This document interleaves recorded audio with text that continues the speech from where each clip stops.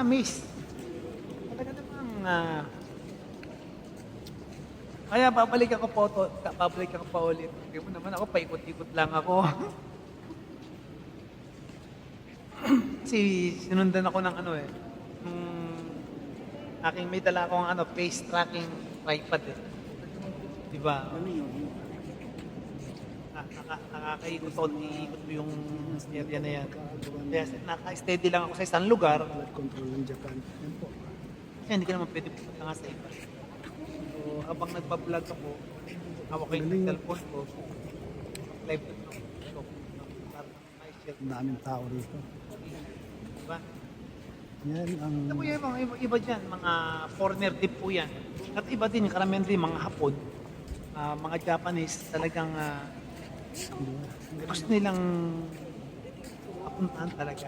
At makita kung ano talaga yung flood control ng Japan.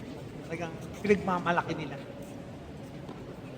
So, hindi biro yung ginastos dyan. Talagang pinagplanuhan, pinag-isipan, talagang hindi tinipid at hindi kinurang. Mukha. Yan lindol na yan. Yan nasa Pilipinas, duri mo.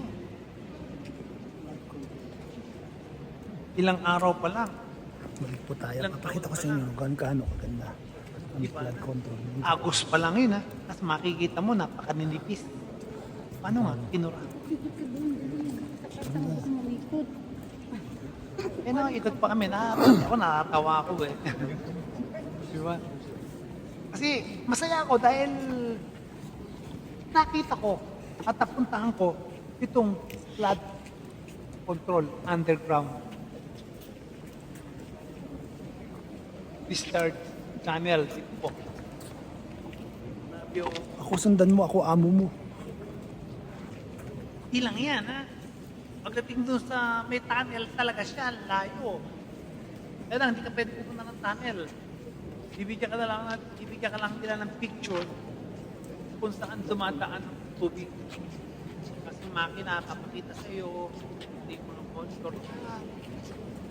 Kasi, namang nakakabilib. Wala akong masabi sa Japan dahil unang-una matagal na ako rito sa Japan. Never pa ako nakaranas ng baha. Kahit na makita ko yung ilog. Pero kung wala yung flood control na yon,